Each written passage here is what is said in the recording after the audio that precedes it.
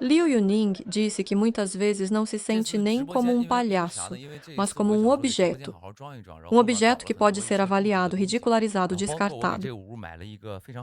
Foi a partir dessa frase, dita sem raiva e sem vitimização, que muita gente entendeu. Aquela live não seria apenas mais uma transmissão longa, seria um espaço de verdade. A live não começou no horário previsto. Houve um problema técnico, um atraso, uma espera que poderia ter afastado qualquer pessoa apressada. Mas, curiosamente, ninguém foi embora.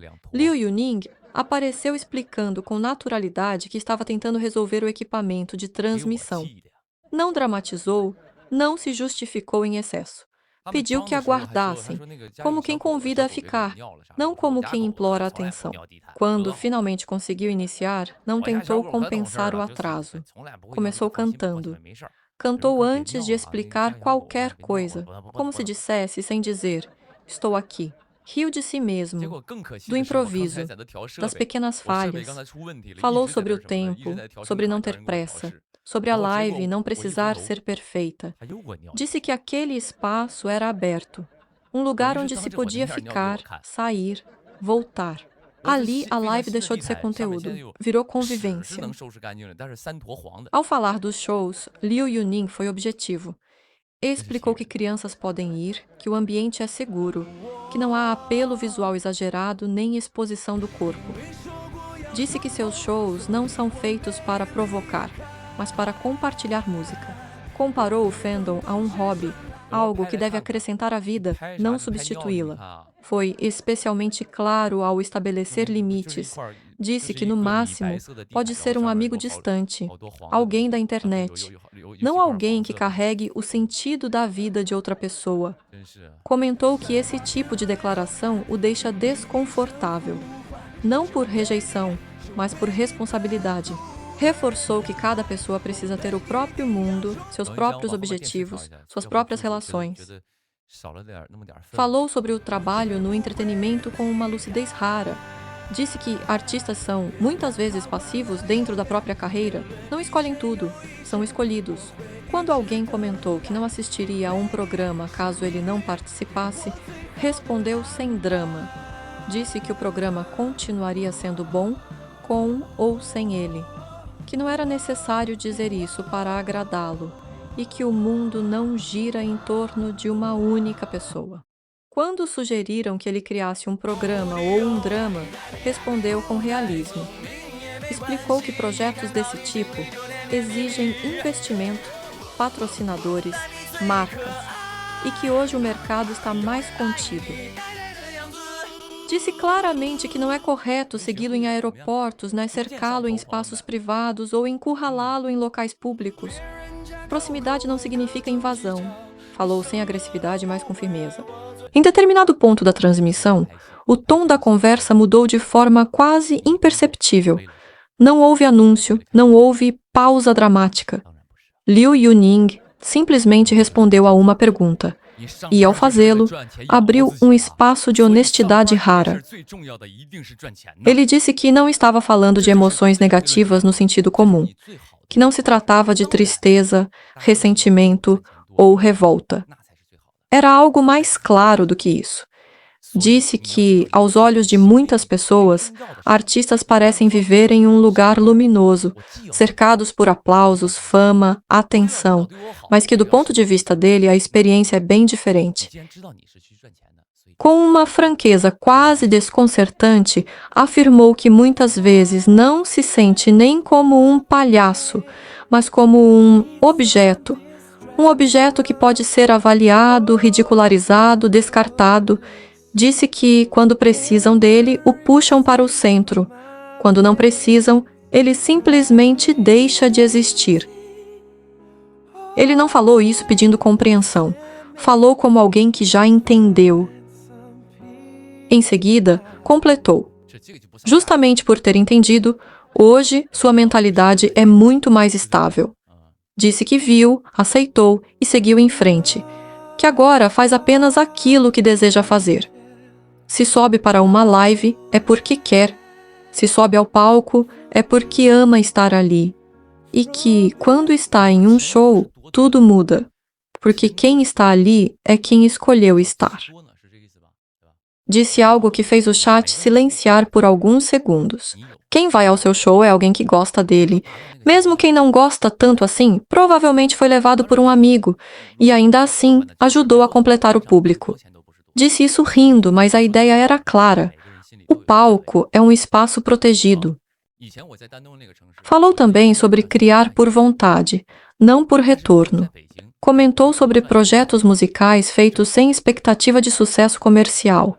Disse abertamente que algumas músicas não vão viver, não vão estourar e que isso não importa. Que às vezes o valor está apenas em registrar um momento, deixar uma lembrança. Quando explicou como divide os ganhos dessas músicas entre os envolvidos, fez piada com valores pequenos, com dividir igualmente, com mandar dinheiro em envelopes vermelhos no grupo. Riu de si mesmo, mas deixou evidente algo maior, a ausência de apego. Dinheiro ali não era poder, era detalhe.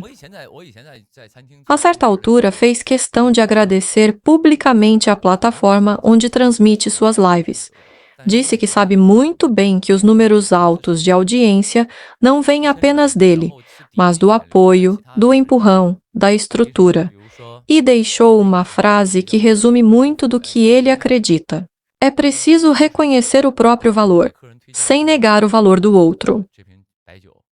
Ele foi firme ao dizer que ninguém cresce sozinho, que negar o esforço alheio é uma forma de cegueira, que parceria não diminui ninguém. Quando falou sobre conflitos entre fãs, sobre brigas externas e projeções exageradas, foi direto. Disse que consegue separar pessoas de ruído, que entende que muitas confusões não dizem respeito aos artistas em si, mas a expectativas deslocadas. Reforçou que nunca teve problemas com colegas de trabalho e que qualquer leitura diferente disso é fruto de imaginação alheia. O tom, apesar de denso, não era pesado. Ele ria, cantava, bebia sua água com gás, alternava inglês, chinês, frases soltas, mas a mensagem já estava dita.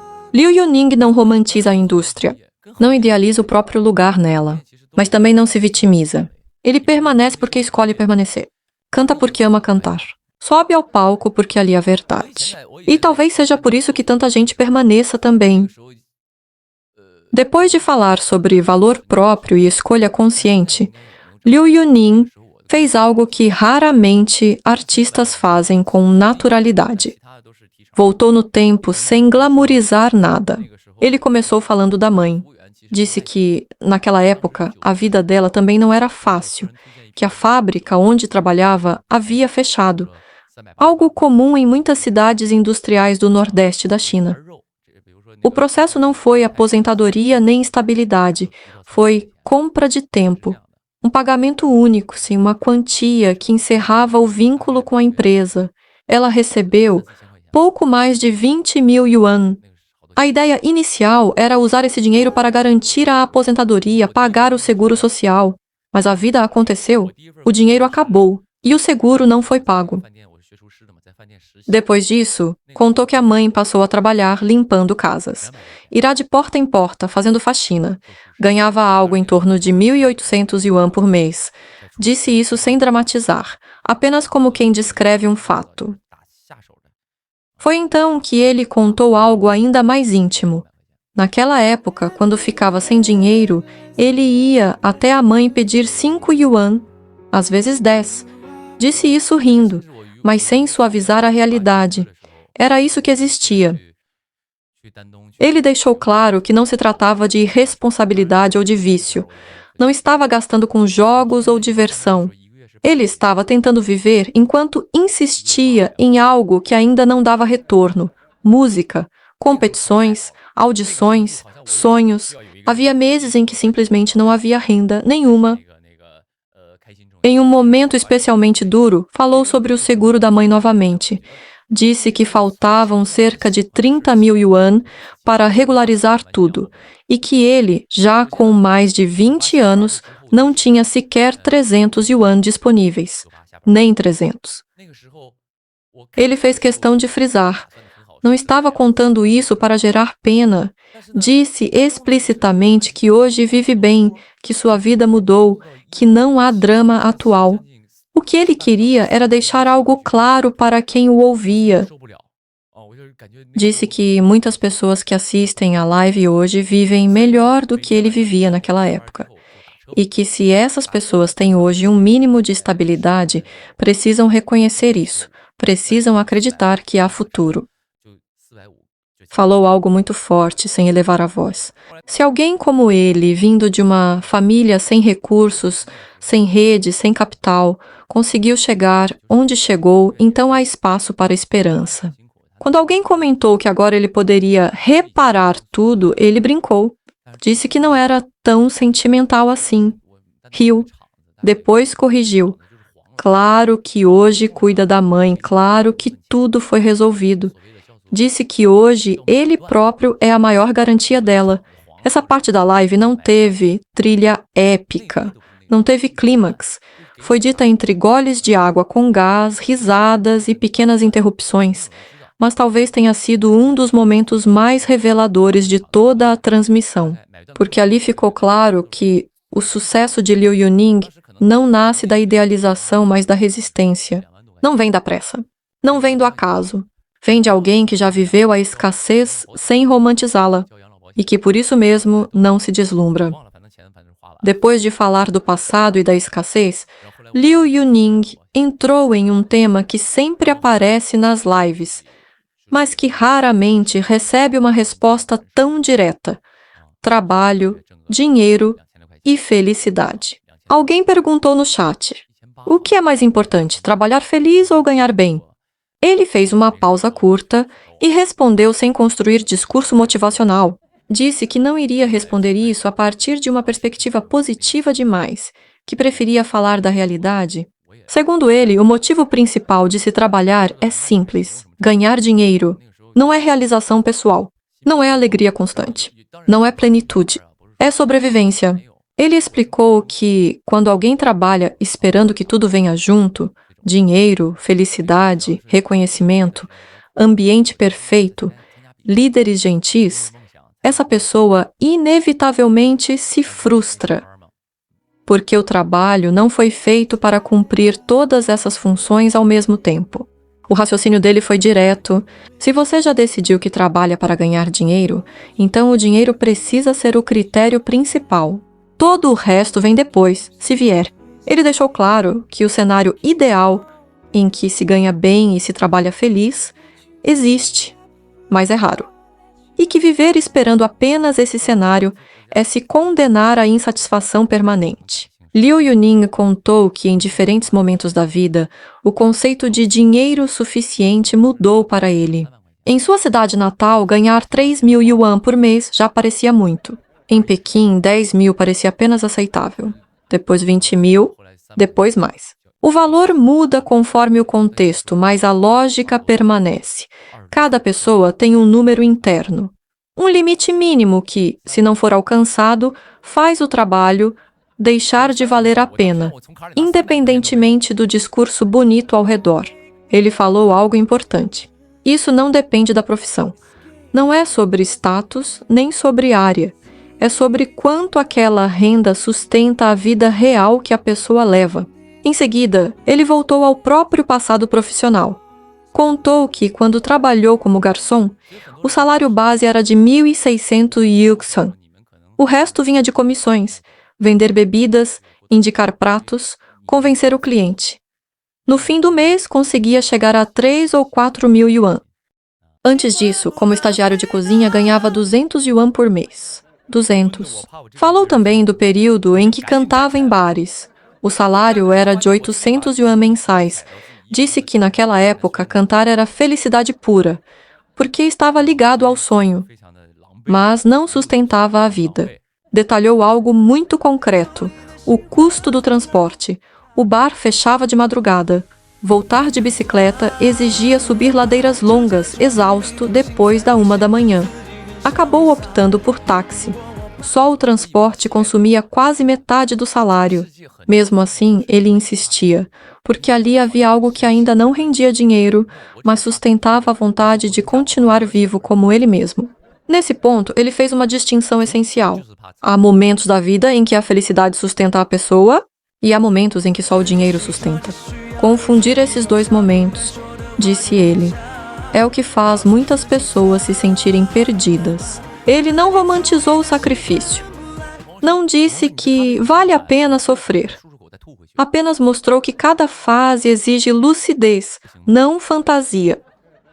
Depois de falar sobre trabalho e dinheiro com lucidez quase crua, Liu Yuning entrou em um território mais silencioso, aquele que normalmente não aparece em entrevistas, porque não rende manchete nem aplauso imediato. Ele deixou claro que não estava vendendo sofrimento. Disse explicitamente que não queria parecer alguém reclamando do passado, que hoje vive bem. Mas ainda assim existem imagens que não se apagam porque moldaram quem ele se tornou. Contou que cresceu com os avós e com a mãe. Naquele período, a situação da família era difícil. A fábrica onde a mãe trabalhava havia fechado. Ela passou pelo processo de compra de desligamento. Recebeu uma quantia única para encerrar o vínculo com a empresa. O dinheiro deveria ter sido usado para a previdência, mas foi consumido pela vida, pelas necessidades imediatas, pela sobrevivência.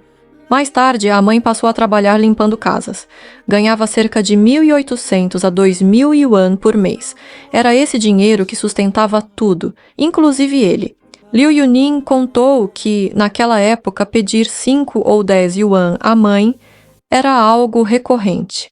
Disse isso rindo, mas sem tirar o peso da situação. Aqueles poucos yuan vinham do esforço extremo de alguém que já não tinha margem nenhuma. Ele falou que aos 20 e poucos anos não tinha absolutamente nenhuma reserva. Nenhuma. 30.000 yuan que eram necessários para regularizar a previdência da mãe eram uma quantia inalcançável. Disse algo muito forte. Naquele momento, nem 300 yuan ele conseguiria sacar do banco. Não havia onde buscar.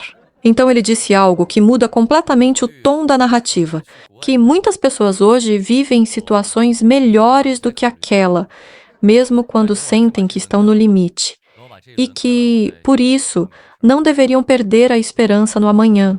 Não foi um discurso motivacional, foi quase um testemunho calmo. Se alguém como ele, vindo de um contexto tão apertado, conseguiu chegar até ali, então outros também podem. Não foi um discurso motivacional, foi quase um testemunho calmo. Se alguém como ele, vindo de um contexto tão apertado, conseguiu chegar até ali, então outros também podem. Em seguida, ele contou uma cena específica, uma daquelas que ficam gravadas no corpo. Falou de um período em que participava de competições de canto locais. Andava com outros jovens cantores pela cidade. Um dia passaram em frente a uma lanchonete de fast food. Alguém sugeriu entrar para comprar um sorvete simples. Custava 2 yuan e 50. Ele não entrou. Disse que não era porque não queria, era porque não tinha nenhum dinheiro no bolso. Ficou do lado de fora, inventou uma desculpa qualquer. Disse que não gostava daquilo, que não queria, mas na verdade era vergonha. Uma vergonha silenciosa que ninguém percebe, mas que marca profundamente. Ele ressaltou que não estava contando isso para causar pena. Disse claramente que hoje está bem, que vive com conforto, que bebe água com gás usando canudo e ri de si mesmo por isso. Mas aquela memória continua ali, como referência, porque foi ali que ele entendeu algo fundamental. A dignidade não desaparece quando falta dinheiro, mas ela é colocada à prova o tempo todo. E foi essa prova constante que o fez insistir, não por heroísmo, mas porque desistir não era uma opção viável. Depois de contar a história do fast food e da vergonha silenciosa, Liu Yuning fez algo muito característico dele. Não deixou a narrativa virar vitimização. Ele foi claro. Não estava vendendo miséria. Disse que hoje está bem, que aquelas dificuldades ficaram para trás, mas explicou por que insiste em falar disso de vez em quando, não para lembrar o público de onde veio mas para colocar as expectativas no lugar certo. Disse que naquele período da vida ele não estava parado. Participava de competições, treinava, insistia na música, mas também não romantizava aquilo. Não dizia a si mesmo que o sonho bastava. O sonho ajudava a continuar andando, mas não resolvia o presente. Ele falou algo muito importante. Existem fases em que a pessoa precisa escolher entre continuar insistindo e aceitar que aquela insistência tem um custo alto, financeiro, emocional, físico, e que ninguém é obrigado a achar isso bonito. Disse que, por muito tempo, cantar era algo que o mantinha vivo por dentro, mesmo quando a realidade externa não cooperava. Mas deixou claro, se aquilo tivesse continuado indefinidamente, sem nenhuma perspectiva de mudança, talvez ele também tivesse desistido. Não porque não amasse a música, mas porque amar algo não significa se sacrificar eternamente por isso. Ele explicou que o ponto de virada não foi um momento mágico. Não houve iluminação. Houve resistência cotidiana. Houve adaptação. Houve escolhas práticas. Houve momentos em que precisou aceitar trabalhos que não eram ideais apenas para manter a vida funcionando. Nesse momento, ele fez algo muito humano. Riu de si mesmo. Brincou com o fato de que hoje fala dessas coisas segurando um copo de água com gás, usando o canudo, em uma casa confortável. Disse que a ironia da vida é justamente essa. O contraste só é visível depois que a travessia termina, mas deixou claro, enquanto se está atravessando, ninguém vê nada, ninguém aplaude, ninguém entende completamente. Ele disse que muitas pessoas hoje se cobram demais por não terem chegado lá, mas que esquecem que muitas vezes ainda estão apenas no meio do caminho, exatamente como ele esteve por anos. E reforçou algo essencial. Comparar o meio da sua trajetória com o final da trajetória de outra pessoa é uma forma garantida de sofrimento. No final da transmissão, o tom mudou. Ficou mais leve, mais íntimo, mais próximo. Ele agradeceu a presença de todos, disse que não fazia questão de grandes comemorações de aniversário, mas que se sentia genuinamente tocado por saber que tantas pessoas escolheram passar aquelas horas ali com ele. Disse que, conforme envelheceu, o significado do aniversário mudou. Não era mais sobre comemorar idade, mas sobre reconhecer permanências, quem ficou, quem acompanhou, quem ouviu. O desejo que ele expressou foi simples e muito coerente com tudo o que havia dito antes. Que as pessoas ao redor dele tivessem saúde, tranquilidade e caminhos possíveis. Falou de 2026 não como um ano grandioso, mas como um espaço para continuar encontrando pequenas alegrias no cotidiano. Disse que felicidade não precisa ser monumental. Às vezes, ela está em conseguir terminar um dia em paz. Ele encerrou cantando, não como performance, mas como gesto, como quem diz, isso aqui ainda é o que me sustenta. E se despediu lembrando que, em breve, estaria em Chengdu, que alguns estariam presentes fisicamente, outros acompanhariam à distância, mas que, de uma forma ou de outra, continuariam se encontrando, sem promessa grandiosa. Sem discurso inspiracional forçado. Apenas a certeza tranquila de quem aprendeu que continuar já é, por si só, uma vitória. Algumas lives não passam. Elas permanecem em quem ouviu. Continue acompanhando Ting Yuning. Aqui, ouvir também é uma forma de ficar.